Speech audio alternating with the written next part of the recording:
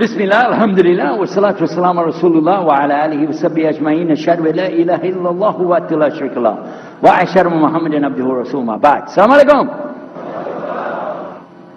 My name is Yusuf. Can you say Yusuf? You say Yusuf.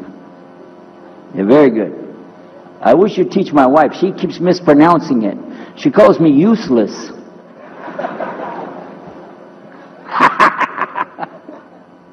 Alhamdulillah. Now, how many of you were in the program today? I was teaching us, trying to teach about how to call the people to Islam called da'wah. I just used an example what I was telling you about. Remember I was telling you when you introduce yourself to somebody, you got to get friendly with them. So I just used an example right there. Because this will disarm the people. This disarm them and make them relax a little bit. Because they're coming to you with things like, how come you Muslims has to kill all the people? What kind of question is that? How come you have to beat your wives? Why does your book tell you that you're the only ones going to go to paradise? So these kind of questions, when they come to you, what are you going to do? So the first thing, as we said in the program, and I hope, by the way, if you didn't join us today, join us tomorrow. But when we're doing it, you look through the schedule. I'm not going to get into that, but just look through the schedule and join us for this whenever we're talking about the da'wah. Because part of giving da'wah is you. And if the people aren't buying it, they're not going to listen to what you got to say. So you got to soften them up a little bit. Got me? Okay, where are we? The subject tonight is the subject of priests and preachers entering Islam. And often people ask me, we heard about you used to be a priest or something and you came into Islam, so, tell us about it. We want to know, how does that happen? And it's not just Muslims who want to know. Non-Muslims would like to know the story too, because they feel like, you mean you didn't understand? I mean, you were a priest, you didn't understand about Jesus? Come on, man! So, it's a topic that I talk about a lot.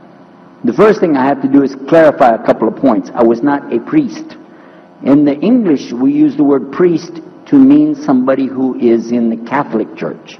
If you're not from the Catholics, if you're from the Protestants, then you don't use that term. We usually use the term, for instance, pastor, minister, preacher, reverend, and these are some of the titles. We came up with an awful lot of them because that's the way humans are, right? Give ourselves titles. So, I was a preacher and a minister of music. But it doesn't really matter, but just if you're talking to a Christian and you say a priest, he's going to say, oh my God, how is that? And when they find out, oh, you weren't a Catholic, well, that's a lie, then you weren't a priest. So I want to clarify that.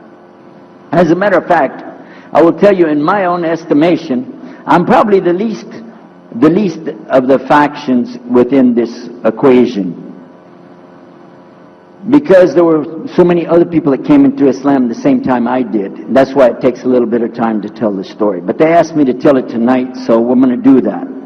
But I want you to listen carefully to realize what goes through the mind of a person that's not Muslim. Okay?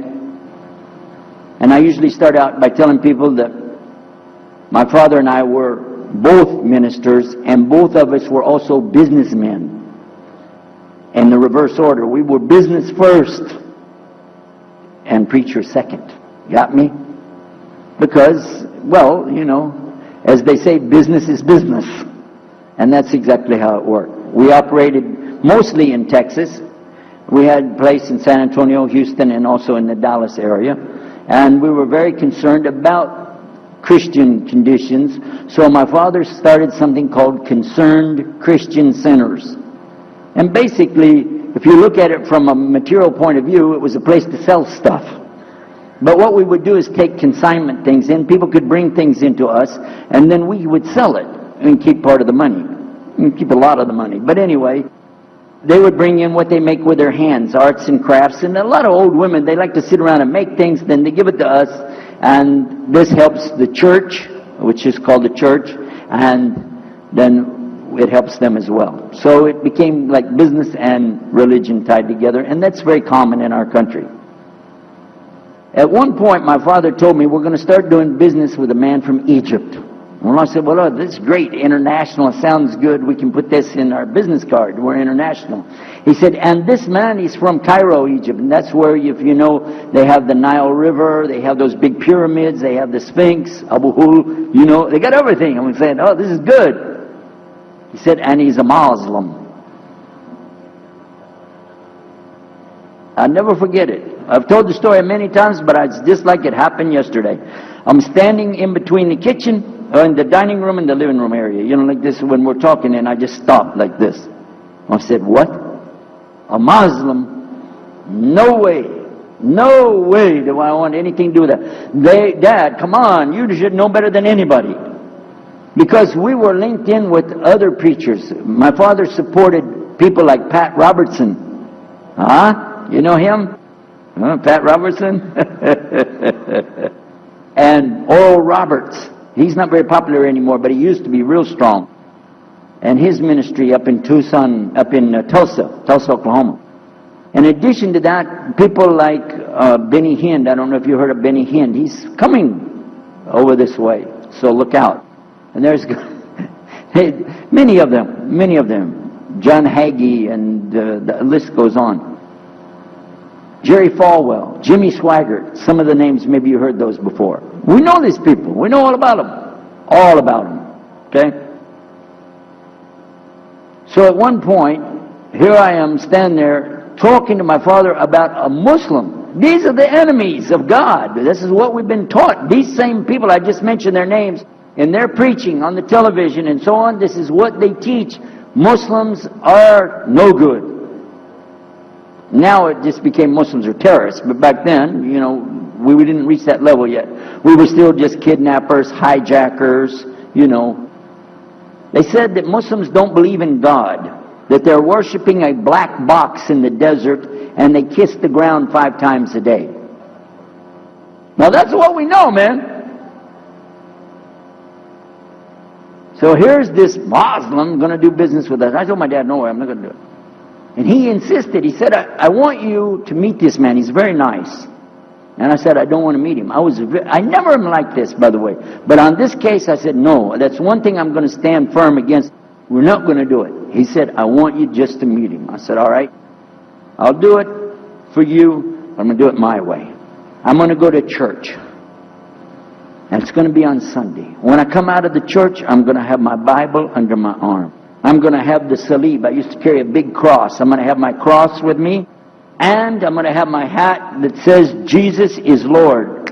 And I'm going to have my wife, born-again Christian, with me. And we are going to get this demon, devil, infidel, Muslim, and we're going to show him Jesus. And this is a true story, by the way.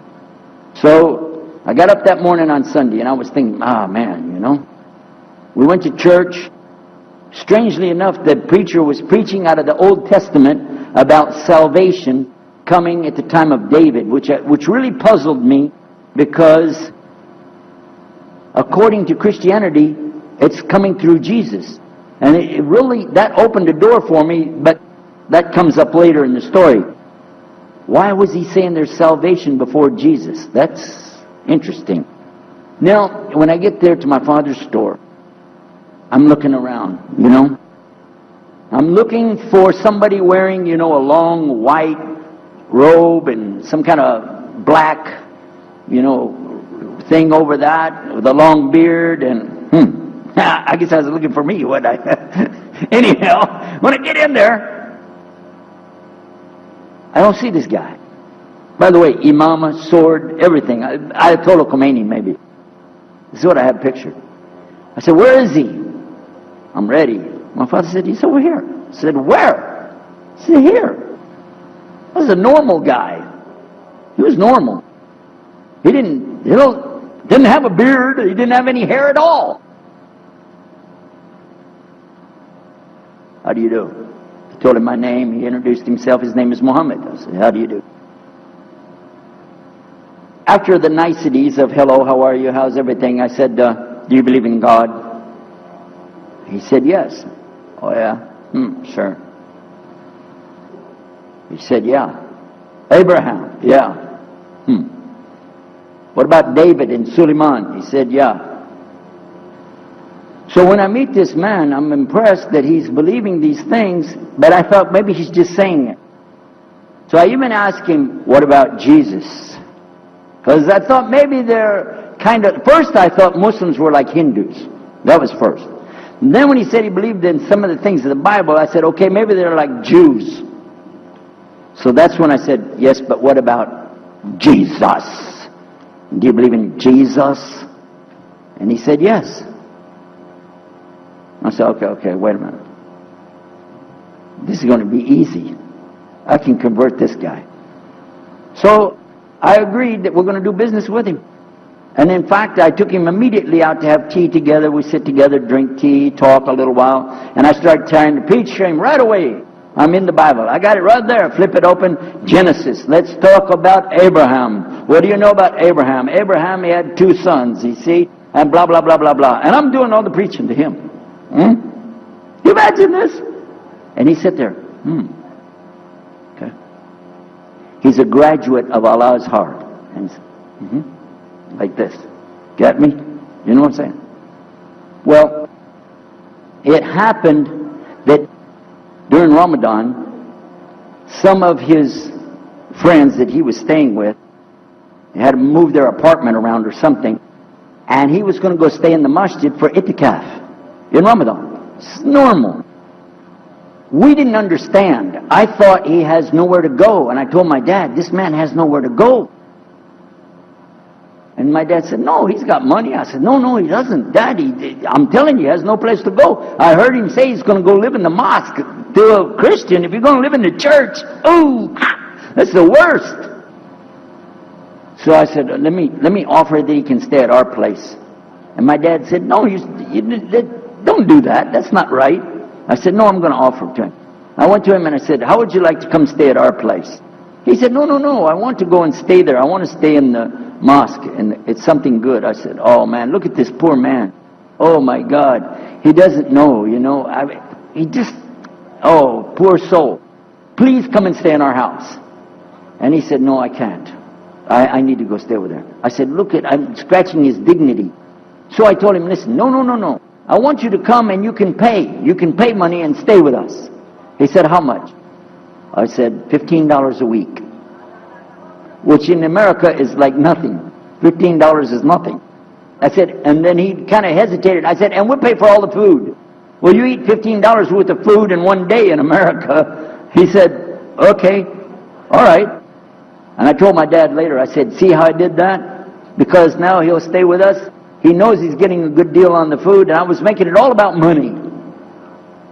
Well, I didn't know he wanted to come and stay with us. He wanted to learn about how we're Americans and how is the dawah going to be. What do we believe? Especially people who are preaching. So he came and stayed in our house. And I said, well, now that's good. I'll travel with him and go with him in places, and he'll see and he'll learn about Christianity. As we were traveling and working together, we put up tables just like this and booths and things and set things out for people to come and look at them and sell things. And I caught him one time. When somebody wanted to take something from the front, he took it from the back and gave it to him. And I looked at him. And the next time somebody started to take something, he took from the back and gave it to him. I said, hey, Muhammad, we take the stuff from the front because that's the old stuff. The new stuff in the back, just hold it back. You know what I'm saying? This is dated material. Get rid of the junk first. He said, no, I can't. In my religion, we can't sell something unless we give the people the best. I said, got me on that one. And I'm supposed to be telling him about a better deal. I said, okay, yeah, whatever. You're never going to make any money, though. But that's all right. Over a period of time, I came to learn a lot of things. Also about being humble. A lot. Because this man was obviously well-educated, very articulate, could really talk about a lot of subjects. In fact, I tried to debate with him about many things, but he was so wise and well-educated that he could see what I was doing, and he would take it easy and let me win every debate. I could win any debate with him if he wanted me to. But if he wanted me to lose, I was going to lose. This was how well he could handle it. Now what happened, one of the preachers that I knew, another preacher, who used to carry a big cross and walk down the street so people would stop and talk to him about religion, he had a heart attack and he went to the hospital. So I went to the hospital to visit him, and while I was visiting him, I met another man in the hospital who was in a wheelchair. This gentleman had a problem. He didn't want to talk to anybody. And I told him, let me witness to you. Let me share the message of Jesus with you. So I took out my Bible, and again, I started telling him about a prophet, Prophet Yunus, alayhi salam. And I'm telling them, look at Jonah. He's in the belly of the whale. He's in the sea. He's down there like this, and who knows how long. And suffering like this, you don't have as big a problem as that. And God saved him, so he could save you too. He said, didn't want to talk to me. I asked him, what's your name? He didn't want to tell me. Where are you from? He said, I'm from Venus. I said, what's that? Well, we do have, there is a Venus, Texas, by the way. But he said, you know, he's from another planet. So I kept, each time I would go, I would talk to him, witness to him. Finally, one day, he started crying. I was pushing his wheelchair around. I took him down, I rolled him around different places. He started crying one day. He said, I'm going to confess something to you. I need to confess something to you. Now, to a Catholic, confession means you're going to tell the priest all your sins.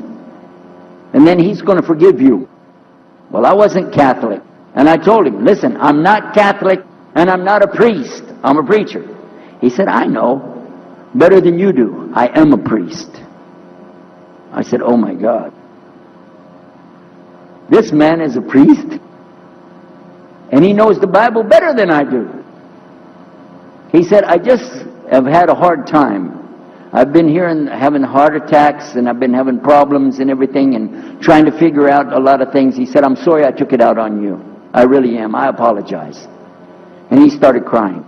And when he started crying, I felt sorry, you know. I hugged him and I said, it's okay. One day I went to the hospital and my friend was gone. So I started visiting with the priest. And that happened one time I went to visit him at the hospital and he was gone. And I asked him, where did he go? They said he went home. I said, home? He's a missionary priest from South America. How did he go home? She said, I don't know, he's not here. I'm sure his family. I said, he has no family. I know him personally. He has no family. Where did he go? She said, I don't know. We're not responsible for them. I said, well, let me see where he went. You got it in your file? She said, I can't do that. Those are locked up. Nobody can look in the file. And I got in the lady's face and I said, listen to me. This man could die in the street right now and it's going to be your fault. And you're going to get sued because I'm going to sue you for him. She said, okay, his folder's over there, but I'm not going to watch. I went over and I looked for it, got the address where he went. Sure enough, he was in a place where they put people that have no place to go, a shelter. So I went to the shelter and I found him. He was still on crutches. He saw me, he started crying again. He said, please get me out of here, get me out of here. I said, okay, come live at my house. Now, I told you the story so you can see something. Now look, I have 2 visitors in my house. One is a Catholic priest. The other is a Muslim. And I'm thinking I can get the Catholic priest and convert him to be a Protestant.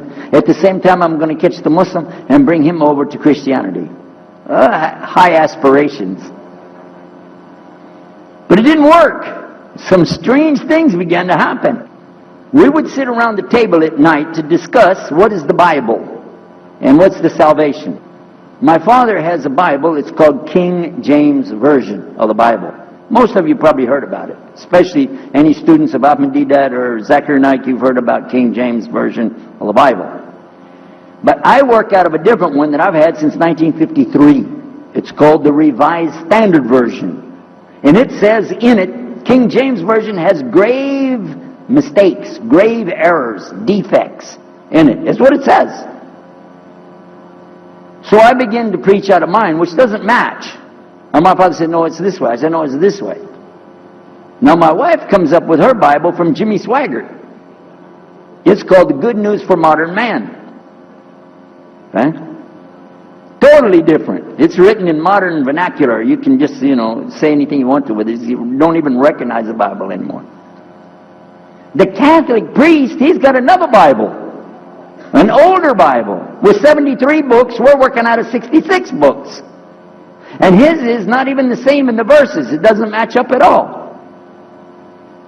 And I never even knew about this subject until then.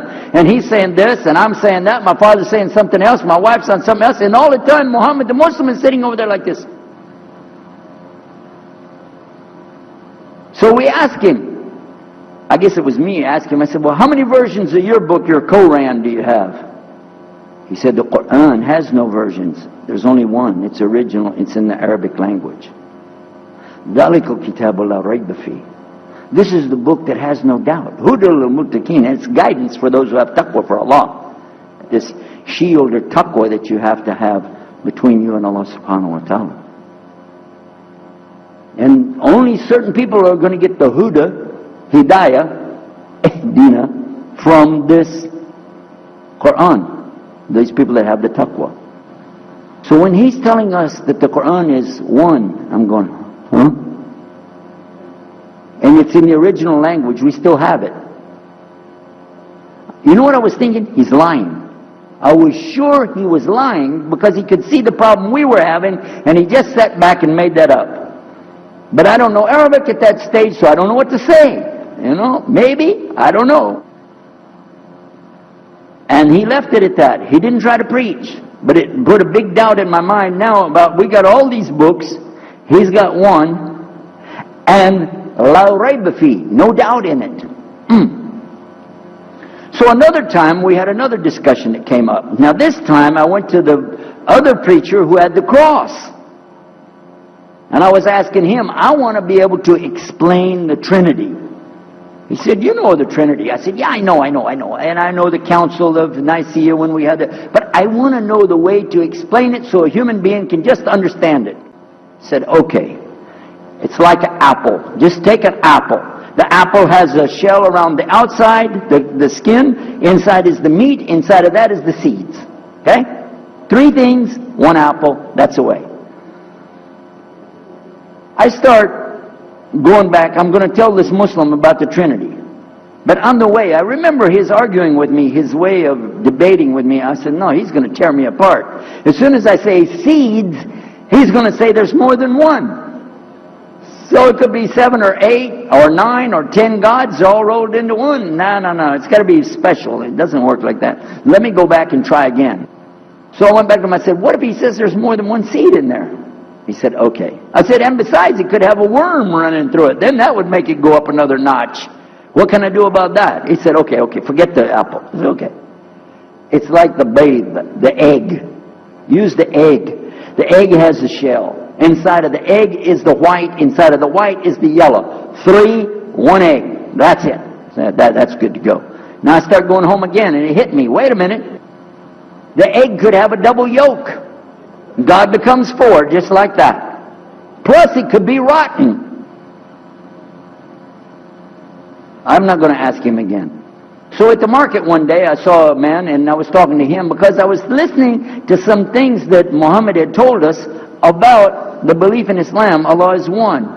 And so I was telling this guy, you know, I got some doubts about the Trinity. He said, you a preacher, you have doubts? I said, yeah, it doesn't make any sense. It doesn't make any sense. How could 3 be 1? He said, okay, look. You see me? I'm one man. I said, yeah. See my wife? Yeah. It's one person. Yeah. See my son? Yeah. 3. 1. One family. It's the family of God. Use that. I said, there you go. The family of God. You don't get very far on that one, and you realize right away they could have another kid just like that. But worse, they could get a divorce. You want a God that can get a divorce? Huh? In Texas, if you get a divorce, your wife gets the cars, house, your retirement check, your 501, your Keogh plan. She's going to get your computer and even your email. You got nothing left. And I don't want a God that can have a worm in it. I don't want a God that can be rotten, and I don't want a God that can get a divorce. I want to explain this Trinity the right way. Sure enough, the subject came up, Trinity. there we are. Now here's the priest trying to talk about the Trinity is like an apple. I'm going, you don't go there. And then he's egg, don't worry about it. The family of God, forget about it. I know what's going to happen. So we ask Muhammad, we say, okay, what do you say about God? What do you think he said? أعوذ بالله من الشيطان الرجيم بسم الله الرحمن الرحيم قل هو الله أحد الله الصمد لم يلد ولم يولد ولم يكن له كفوا أحد. And he explained it something like this. Say he is Allah, the unique, not like anything else. He's eternally sought after by his whole creation, but he doesn't need the creation. He's not the father of anything, he's not the son of anything, he's not like anything, and he is unique. Ahad. Boy, that's exactly what I already think, but I can't admit that. That sounds too easy. But plus in the Quran, Allah subhanahu wa ta'ala tells us to tell the Christians, don't say three. Here's a little point. I'm going to go out of the story for a minute to show you something. Nowhere in the Old Testament, the Torah, or the Zabur, the Psalms, or the Injil, which is the New Testament, nowhere in the Bible do you find the word Trinity. Not once. Not once is the word Trinity. But it's in the Quran. We have it in the Quran. It says, Thalath, tell them not to say Trinity. Oh! But they don't have it, and Allah said, don't say it. Guess what else? The word Bible is not in the Bible. Bible is from Greek, it means biblios or book. Book. But it's in the Quran many times. Is it? Kitab. Book. Ahl Kitab. People of the book. So we found in the Bible a shortage. They're talking about it, but the Quran is explaining it. I found actually in the Quran, I can explain the Bible much better because it gives me the things I didn't know how to explain. So then in my mind, look what I did. I started realizing what he was saying was true, but I never admitted it. Instead, I was taking this and mixing it. And when I would go give my next talk, I would say, so and so and so, and I would use what I learned from the Quran to explain what's in the Bible. Some of the people liked it, but some of them didn't.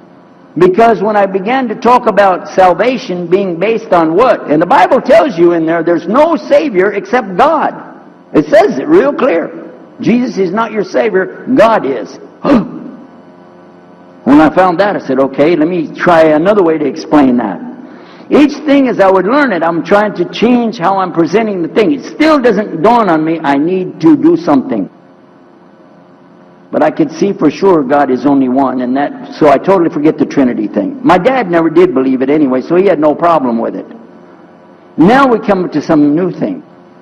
The priest asks the Muslim, can I go to your church with you? The mosque. He said, sure, come on. Well, he went, and they came back. So he took the priest aside, come here. What do they do? What do they do in there? Tell us, what did he do? Do they like kill some animals, or what do they do in there? He said, no, they just stand there like this, and they pray, and they leave. I said, what? They pray and leave? I said, yeah. Oh, okay, what kind of music do they have? He said they didn't have any music. No music? How in the world are you going to worship God without music, man? So I asked him, Muhammad, you guys don't have any music? He said, no.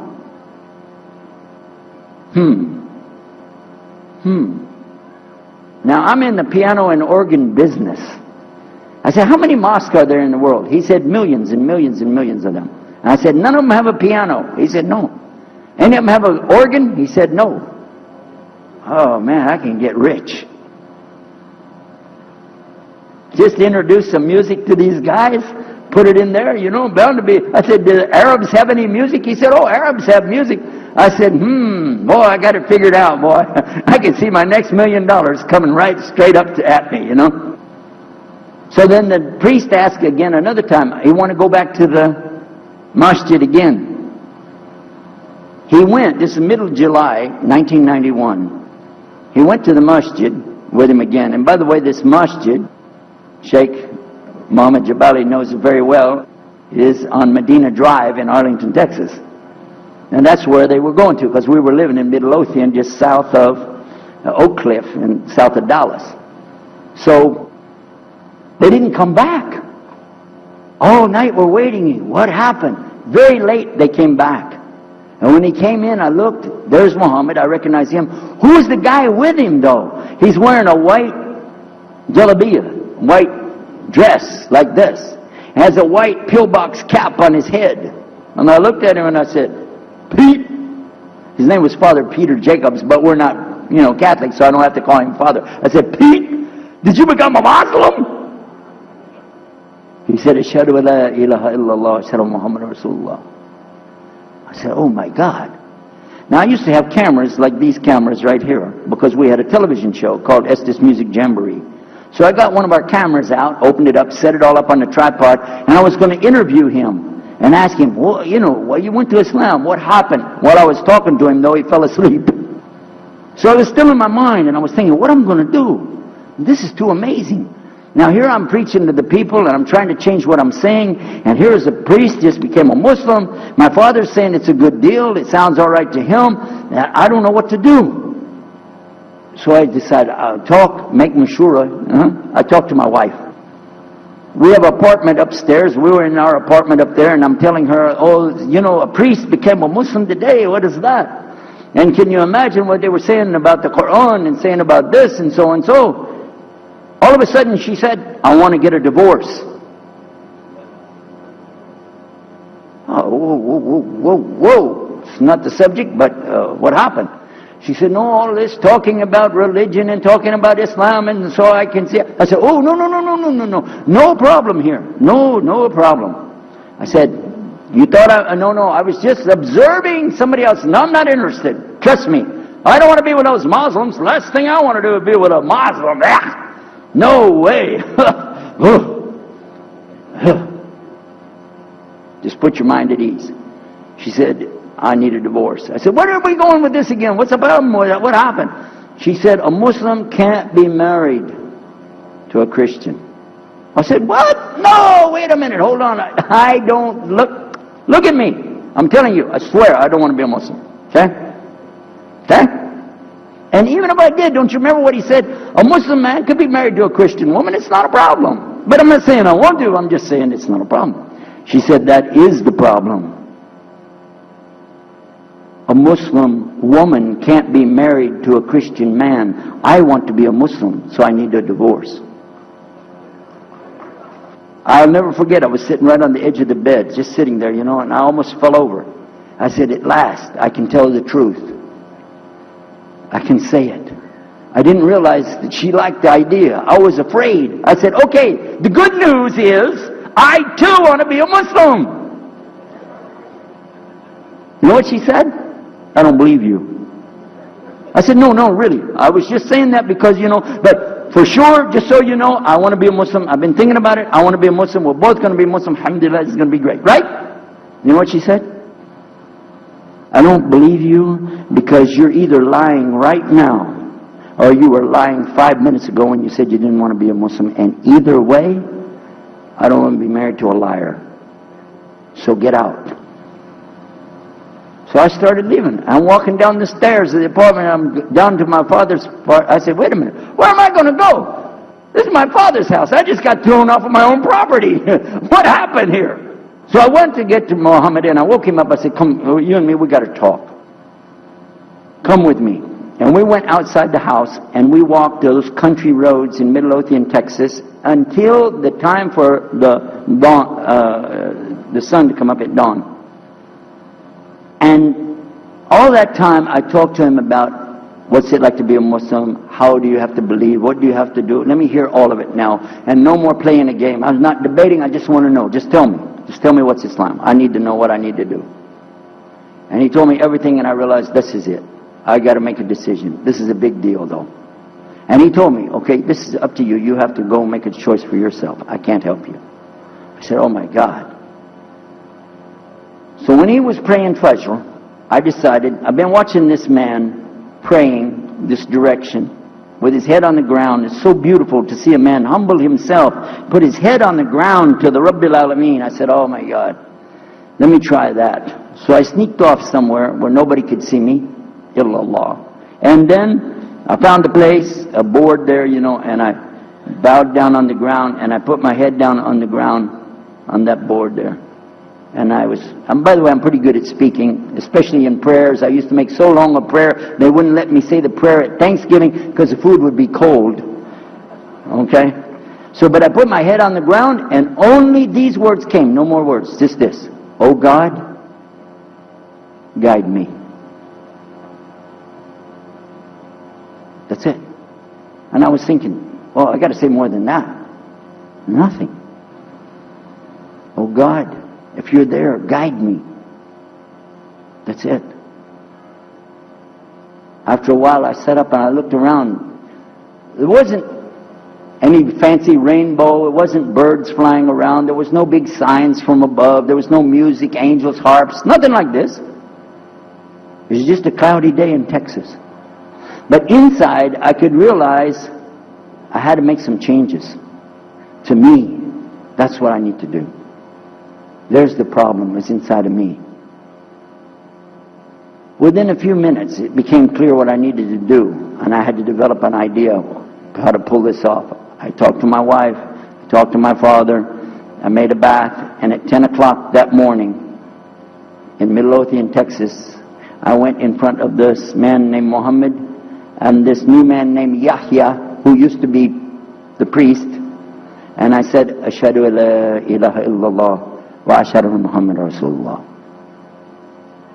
Immediately after that, my wife did her shahada. Ashhadu an la ilaha illallah, ashhadu anna Muhammad Rasulullah. A few months later, my father did his shahada. Ashhadu an la ilaha illallah, ashhadu anna Muhammad Rasulullah.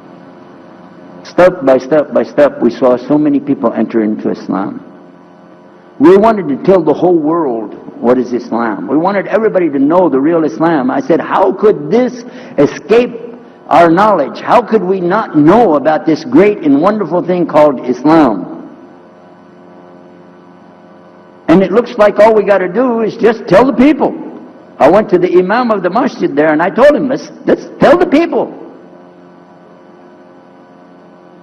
Then I found out something else about us as Muslims. And that's why we've got this convention here right now. This is why we have the exhibition. So you're going to use this week to learn how you can become, inshallah, the best Muslim you can be, and how you can show the real Islam to the people that are not Muslim. This is your duty. This is your duty. This is your language. This is your people. Just as it's my duty to give the message to my people and my language. And so the same way, it's your duty to give the message to your people. Allah will not ask you if they made shahada, but He will ask you if you delivered the message. Alhamdulillah, today, I can tell you with no doubt in my mind, we have seen thousands of people give shahada. Several hundred at a time. And I don't do it through debates.